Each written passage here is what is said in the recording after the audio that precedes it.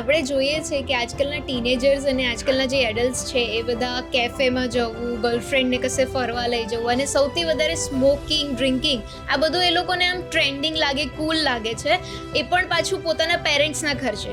તો એવા લોકોને તમે શું કહેવા માંગશો? કોલેજના વિદ્યાર્થીઓ એક શબ્દથી બહુ એન્જોય એમ કે કલ કિસને દેખા. હું ઘણીવાર છોકરાઓને કહેતો હોઉં છું, બેટા કલ કરે સો આજ કરે સો અબ. તો મને છોકરા ઘણીવાર સામે કહે, સર આજ કરે સો કલ કરે સો પરસો, ઇતની ભી જલ્દી ક્યાં હે જબ જીના હો બરસો.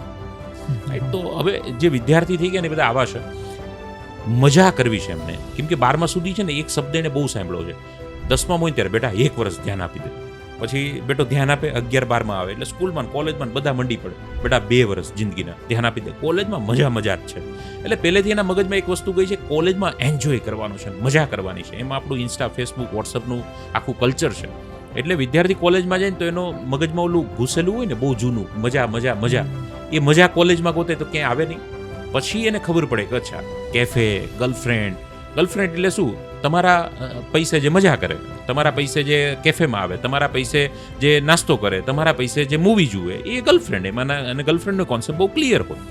બાકી 18-20 વર્ષે કોઈ પ્રેમ થતો નથી, જેને થાય છે એને કોઈ ટકતો નથી. અને 100 એકાદ અપવાદ હોય તો આપણે અપવાદને ગણવા કરતાં 99 જે ફેલ ગયા, ઊંધે માથે પડ્યા, લોનના હપ્તા ભરતા થઈ ગયા, એનું જોવું વધુ સારું છે.